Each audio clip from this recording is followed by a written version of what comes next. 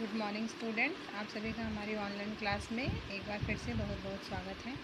जैसा कि आप सभी को पता है कि हमने हिंदी फर्स्ट का पाठ प्रथम शुरू किया था। इसका नाम था सीखो, जिसमें प्रकृति की विभिन्न वस्तुओं की उपमा लेकर के कवि ने बताने का प्रयास किया है कि प्राकृतिक वस्तुएं हमें क्या सीख देती हैं, हमें क्या संदेश देती हैं, उसके बारे में उन्होंने बताया है। चलिए इसी कविता के आगे की अगली पंक्ति देख लेते हैं।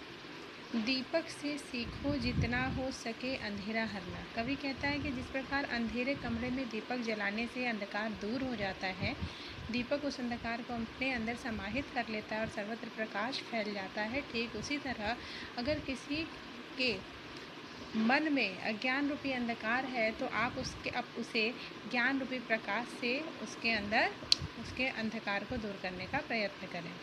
फिर आगे कहते हैं, पृथ्वी से सीखो जीवों की सच्ची सेवा करना।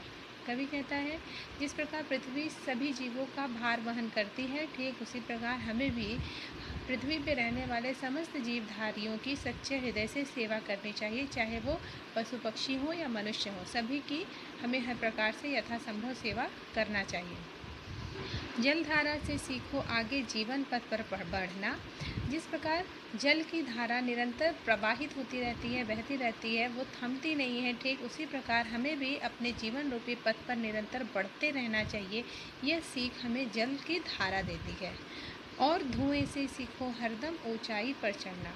और कभी आगे कहते हैं कि जिस प्रकार धुआं उठते हुए आकाश में ऊपर की ओर जाता है और एक समय के बाद विलुप्त हो जाता है, वो निरंतर ऊंचाई को छूने का प्रयत्न करता है, ठीक वैसे ही हमें भी धुएं की भांति ही अपने कर्तव्य पथ पर बढ़ते हुए निरंतर ऊंचाई को छूने का प्रयत्न करते रहना चाहिए।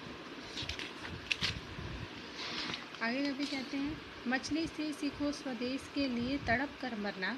कभी कहता है जिस प्रकार मछली को जल से हटा दिया जाए तो वो तड़प तड़प कर मर जाती है, ठीक वैसे ही हमें हमारे देश से उतना ही प्रेम करना चाहिए।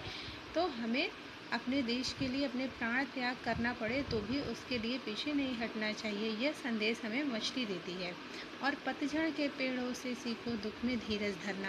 और कभी अंत की लाइन में कहते हैं कि जिस प्रकार पतझड़ के मौसम में पेड़ों की सारी पत्तियां झड़ जाती हैं और नवीन पल्लव फिर से धीरे धीरे उसी पेड़ पर आते हैं, ठीक वैसे ही जब हमारे जीवन में दुख आए, विपत्ति की घड़ी आए, तो हमें कभी भी घबराना नहीं चाहिए, अपितु धीरज के साथ उसका सामना करना चाहिए।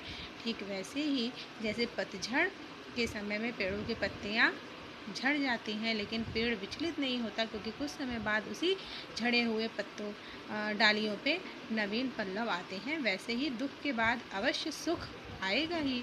इसलिए हमें उस दुख के समय में भी धीरज से काम लेना चाहिए, डरना या घबराना नहीं चाहिए। इस तरह ये कविता संपूर्ण पूरी हुई। अब हम आगे की कक्षा में या आगे की क्लास में इसके अभ्यास को देखेंगे। धन्यवाद।